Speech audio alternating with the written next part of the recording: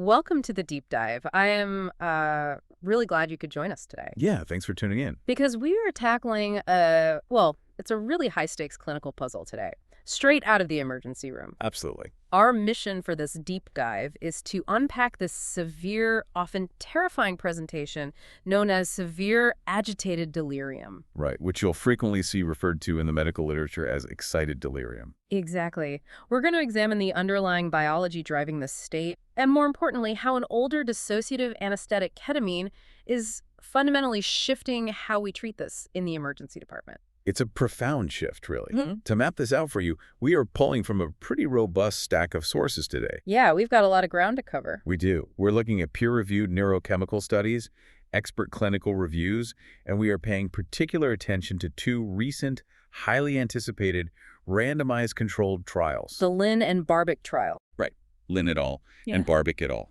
Because these trials finally provide the hard clinical data on how ketamine performs head-to-head against, the traditional pharmacological standard of care. So whether you are a medical professional looking to refine your evidence-based practice, or, you're just someone fascinated by the extreme edges of human brain chemistry. It was fascinating on its own. It really is. This is highly relevant. We're looking at how medical teams manage a rapidly deteriorating crisis where seconds literally dictate your survival. So, okay, let's unpack this. To fully grasp the clinical challenge here, we first need to define what severe agitated delirium actually looks like in the ED setting. It's not subtle. No, not at all.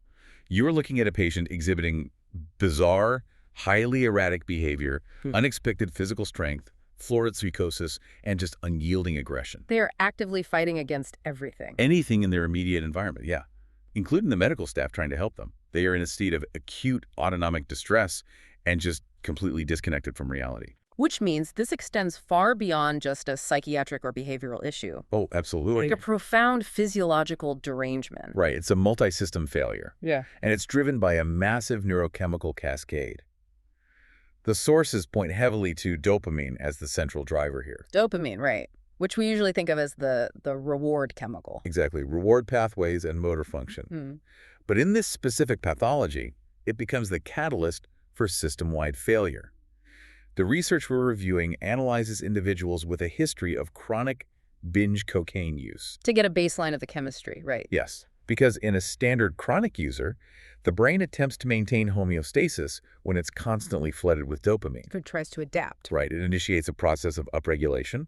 It compensates by increasing the density of specific receptors, like the D3 receptor. And it multiplies the dopamine transporters, right. Exactly, to help clear all that excess neurotransmitter out of the synapses. So if we look at chronic cocaine use, the brain's natural defense mechanism is essentially building more dopamine transporters, like chemical spillways, That's a great way to put it. just to clear out the constant overflow and maintain some kind of balance. But what's fascinating here is that when researchers conducted post-mortem neurochemical analyses on victims who succumbed to fatal excited delirium, The ones who didn't survive. right, they discovered a stark structural deviation.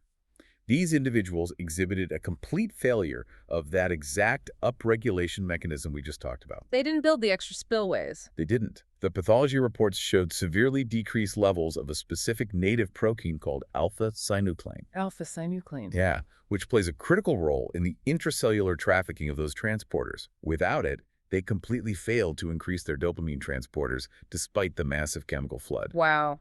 So that structural failure sets the stage for disaster. I mean, it's like a massive dam breaking during a Category 5 hurricane. But then you discover the emergency spillways have been completely boarded up. The water has nowhere to go. Nowhere to go. The brain is drowning in dopamine, the synapses are firing relentlessly, and there is absolutely no regulatory mechanism available to clear it out. And that failure to clear the dopamine is what leads directly to the physical symptoms we see in the trauma bay. Exactly. The autonomic nervous system just loses its grip entirely on thermoregulation, cardiovascular control. And the signature physical symptom of this is extreme hyperthermia. Hyperthermia. And we are talking about temperatures that are so high, they begin to actively denature proteins. Yeah, the sources highlight a really revealing post-mortem study. This was of 90 victims of fatal excited delirium. 90 victims. Right. And the researchers recorded an average core body temperature of 40.7 degrees Celsius. which translates to what, over 105 degrees Fahrenheit? Over 105, At yeah. 105 degrees, basic cellular function is actively breaking down. You are looking at imminent multi-system organ failure. And the cellular data definitively backs that up. That same post-mortem study found a 1.8 to 4-fold elevation in heat shock protein 70 in the brain tissue. Heat shock protein 70. Right, which are synthesized by cells specifically in response to extreme environmental stress, particularly thermal stress, to stop proteins from unraveling. So that metric proves the hyperthermia isn't just, a secondary byproduct of the patient physically struggling against the restraints. No, it is a profound systemic autonomic dysfunction. The body is literally generating extreme heat from the inside out with no internal mechanism to vent it. Which brings us to the logistical nightmare for the emergency department staff. It's a huge challenge. If a patient's core temperature is climbing past 105 degrees and their synapses are drowning in a dopamine storm, the traditional wait-and-see approach is basically a death sentence. You can't wait. The medical team has to halt that metabolic cascade immediately. Time is the single most critical variable here. But traditionally, the standard toolkit for emergency physicians managing this kind of severe agitation has relied on first-generation antipsychotics, right? Like haloperidol, frequently combined with benzodiazepines such as lorazepam or midazolam. Which introduces a massive bottleneck in patient care because the mechanism of action for those drugs is incredibly slow for this specific presentation. Sluggish is an understatement. If a physician gives an intramuscular dose of haloperidol and a benzo, the clinical expectation is a 20 to 30-minute wait. 20 to 30 minutes. Yeah, just for those drugs to cross the blood-brain barrier and actually sedate the patient adequately. Leaving a patient in a state of severe agitated delirium for 30 minutes while you wait for a benzo to kick in is dangerous. Extremely. We are talking about a patient fighting against physical restraints for half an hour. That level of exertion accelerates rhabdomyolysis, right? Right, where the muscle tissue breaks down. And it floods the bloodstream with myoglobin, which rapidly clogs the kidneys. Exactly. Plus, you're watching their metabolic acidosis worsen by the minute, which pushes the myocardium closer to a fatal dysrhythmia. And beyond just the danger to the patient, it's a massive drain on hospital resources. A patient fighting for, say, 37 minutes ties up multiple nurses, an attending physician, hospital security. It completely paralyzes the trauma bay. Which is precisely why emergency medicine has so aggressively explored ketamine for this presentation. Right, because ketamine is a dissociative anesthetic. Its mechanism is entirely different from a benzodiazepine. It's basically an off switch, isn't it? It is. It essentially disconnects the thalamocortical pathways. Yeah. So it separates the brain's perception of reality from the body's physical responses. And it achieves this state incredibly fast. Let's look at the actual timeline from the first of the two major randomized controlled trials from our sources. The Lin trial. Let's break down the methodology of the Lin trial, because this is where we really start to see the contrast between the old standard and this new paradigm. So the Lin trial was published in 2021. It was a prospective randomized study enrolling 93 adult ED patients presenting with severe combative agitation. 93 patients. Right. They randomized these individuals into two distinct arms. The experimental group got ketamine, dosed at 4 milligrams per kilogram intramuscularly. And the control group? They received the traditional standard of care, so an intramuscular combo of haloperidol and lorazepam. And the primary endpoint they were measuring was the speed of sedation, right? Yeah. Utilizing a standardized clinical sedation scale. Exactly. And the data at the 5-minute mark illustrates the disparity perfectly. Let's hear it. At exactly 5 minutes post-injection, 22% of the patients who received ketamine had achieved adequate sedation. 22%. And the traditional group? In the haloperidol and lorazepam control group, that number was 0%. 0. Not a single patient had reached the target sedation level at 5 minutes. Wow. So the traditional medications haven't even begun to alter the clinical picture, while nearly a quarter of the ketamine cohort is already safely dissociated. Right, they're no longer generating heat or acid. And the gap just widens significantly as the timeline progresses. What happens at 15 minutes? By the 15-minute mark, 66% of the ketamine group was adequately sedated. The traditional treatment group was sitting at only 7%. 7% versus 66%. Yeah. When the researchers calculated the overall median time to sedation, the ketamine group clocked in at 15 minutes. The haloperidol and lorazepam combination took a sluggish median of 37 minutes. A 22-minute difference in achieving behavioral control is monumental in a resuscitation scenario. It really is. And the Barbic trial paints an even more dramatic picture of that timeline. Let's look at the Airtid trial from the sources. So the Reddit trial, led by Barbic et al., also published in 2021. This was a blinded, randomized controlled trial that enrolled 80 patients. And they used a slightly different dose, right? They utilized a slightly more aggressive dosing strategy for the ketamine 5 milligrams per kilogram intramuscularly. And they compared it against a combination of midazolam and haloperidol. How did that increased dosage affect the timeline? The median time to adequate sedation in the ketamine arm was an astonishing 5.8 minutes. Under 6 minutes. Yeah.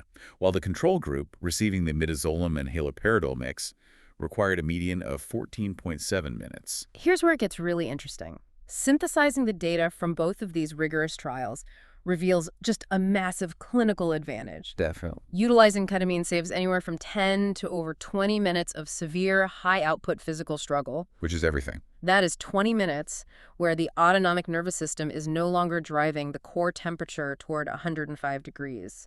20 minutes where the kidneys aren't being flooded with broken-down muscle tissue. It acts as an immediate circuit breaker. By rapidly inducing that dissociative state, the physical struggle just ceases entirely. Which changes everything for the medical team. It allows them to pivot instantly. They move from physical restraint and behavioral management to actual life-saving physiological interventions. Placing central lines, starting active cooling protocols, pushing IV fluids. We have to address the elephant in the room regarding ketamine, though. The hesitation surrounding it. Right, the safety profile. The data clearly shows it's faster. But the medical community has historically debated its safety, specifically regarding respiratory depression and the need to intubate the patient, put them on a ventilator. The intubation debate is central to the literature on ketamine for agitation. To unpack it objectively, we really have to examine the glaring discrepancy between the pre-hospital data. OEMS in the field. Right, the pre-hospital data versus the data generated within the emergency department itself. Let's start with the pre-hospital data. What were the early field studies showing that caused so much concern? Early pre-hospital retrospective studies, particularly the data analyzed by Cole et al., showed shockingly high intubation rates for agitated patients getting ketamine. How high? The literature cites intubation rates of 39%, and one specific study documented a rate as high as 57%. Wait, 57%. We have to pause there. Putting over half of these patients on a mechanical ventilator doesn't sound like a safe alternative. It sounds alarming. It sounds like we are trading a behavioral crisis for a critical airway emergency. How is that an acceptable risk profile? Well, if we only looked at the pre-hospital data, it wouldn't be acceptable.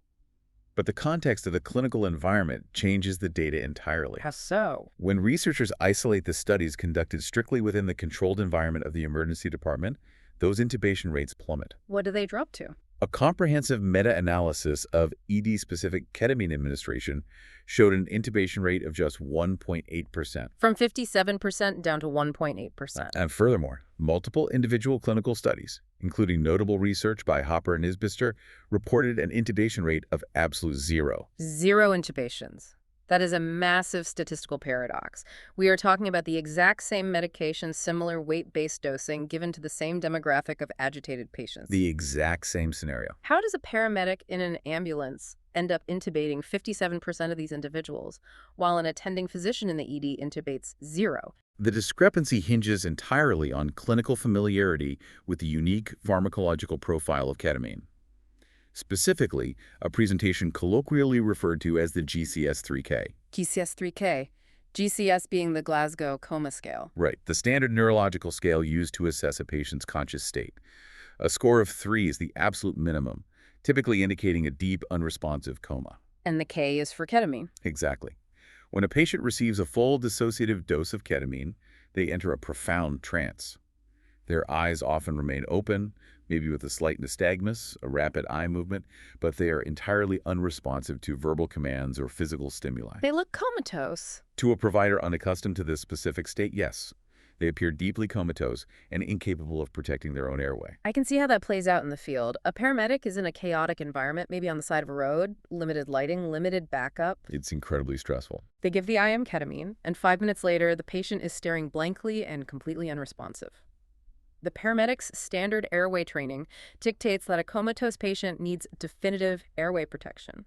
So they proactively intubate before transporting. They are performing a prophylactic intubation out of an abundance of caution. It's driven by unfamiliarity with the nuances of dissociation. But in the ED, In contrast, within the emergency department, physicians and critical care nurses use ketamine routinely for procedural sedation. setting fractures, reducing dislocations. Right. They are intimately familiar with the GCS-3K presentation.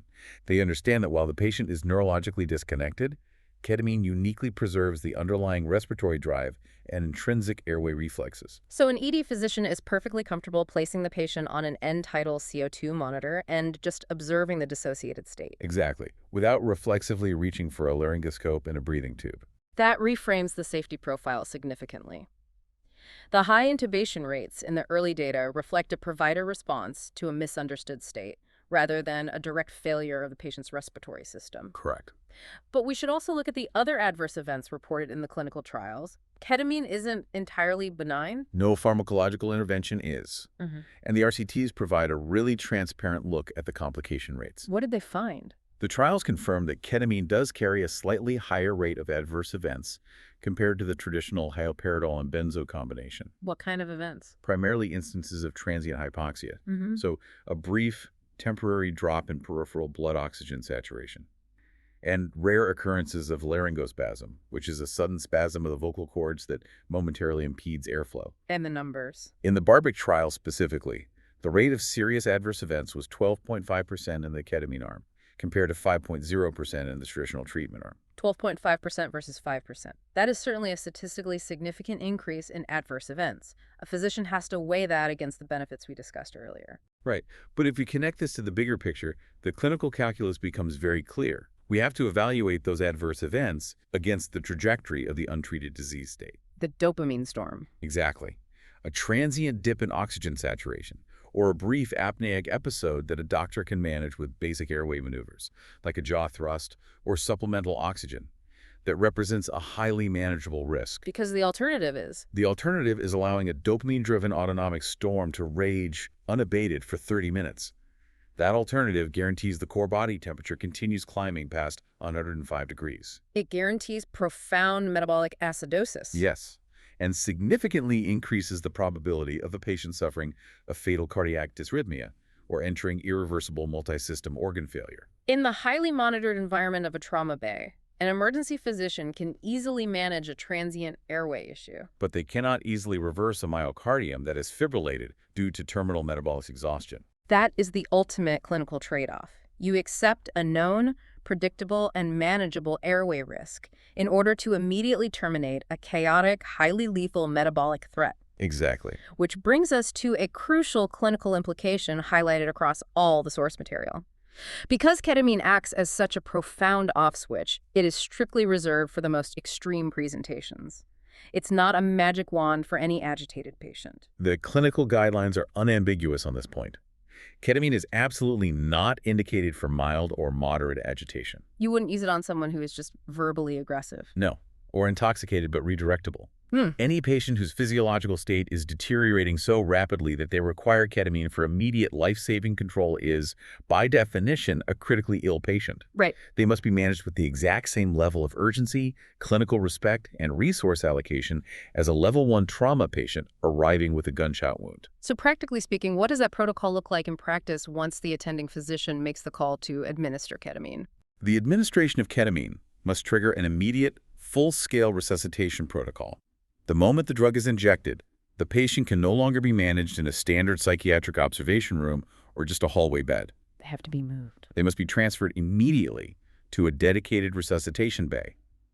The protocol mandates continuous one-to-one nursing care. And full monitoring. Comprehensive cardiopulmonary monitoring, which means continuous telemetry for heart rate and rhythm, frequent blood pressure cycling, and continuous pulse oximetry and end-tidal CO2 monitoring. To watch for those transient respiratory dips we discussed. Exactly. Because achieving behavioral sedation is really only step one. Once the patient is dissociated and still, the actual medical resuscitation has to happen rapidly. Precisely. Behavioral control simply provides the window to achieve physiological control. What's the trauma team doing in that window? They immediately establish large-bore intravenous access. They initiate aggressive crystalloid fluid resuscitation to flush the renal system and protect the kidneys from the myoglobin. From the muscle breakdown. Right. Simultaneously, the team implements rapid cooling measures, ice packs, cooled 5E fluids, to forcibly lower the core body temperature and halt the denaturation of the cellular proteins. And while the nurses manage that physical stabilization, the physician is looking for the root cause. They initiate a broad diagnostic workup, drawing blood for arterial blood gases, comprehensive metabolic panels, toxicology screens, Maybe ordering head CTs. trying to figure out why the delirium happened in the first place. They have to determine if this is a massive symptomatic toxidrome, a severe underlying systemic infection causing sepsis-induced delirium, or a profound acute psychiatric break. So what does this all mean?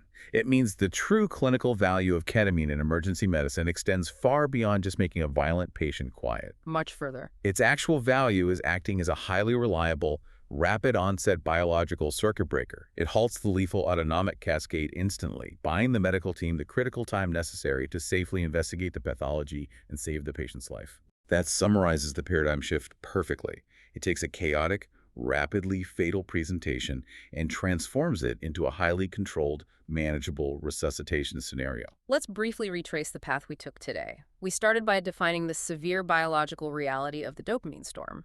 We examined how chronic exposure to certain substances can alter neuroanatomy, leading to a state where the brain is completely incapable of upregulating its dopamine transporters, those chemical spillways. Resulting in that massive, unregulated neurochemical storm. Right. And we detailed how that specific failure forces the autonomic nervous system into overdrive, directly causing extreme, life-threatening hyperthermia. Evidenced by cellular stress markers like heat shock protein 70. Exactly. We then analyzed the clinical trial data from Lynn and Barbic, comparing the sluggish 30-minute response times of traditional antipsychotics and benzos against the rapid 5-minute efficacy of IM ketamine. And we contextualized the safety profile by exploring the intubation paradox, clarifying how unfamiliarity with the GCS3K dissociative state in the pre-hospital environment really skewed early safety data. And finally, emphasizing the absolute clinical necessity of managing these patients within a strict, highly monitored resuscitation protocol. It is a fascinating look at how emergency pharmacology adapts to overcome catastrophic physiological failures. It really is. This raises an important question, though, as we look toward the future of emergency care. We established today that individuals who suffer fatal outcomes from this presentation possess identifiable structural deficits in their neurochemistry. The lack of alpha-synuclein and the failure to increase dopamine transporters. Right. So, as our technological capacity to map the human brain and identify biomarkers rapidly advances, could we foresee a future where point-of-care testing is available right in the trauma bay? That's a huge thought. Could an ED physician one day use a rapid blood assay or genetic swab to instantly identify exactly which agitated patients possess this exact structural flaw? Knowing who will crash before they do. Exactly. Allowing the medical team to predict and intercept a dopamine storm before the autonomic cascade even begins. Completely personalizing emergency psychiatric care. That is a brilliant concept for you to consider, moving from reactive resuscitation to true, personalized, predictive emergency medicine. Thank you for joining us on this deep dive today. It's been a great discussion. We hope this exploration into neurochemistry, extreme physiology, and the bleeding edge of emergency pharmacology has provided you with a much deeper understanding of the subject. Keep questioning the consensus, keep examining the data, and if this discussion sparked your curiosity, we encourage you to dive into the source trials we discussed today to explore the findings for yourself. Until next time.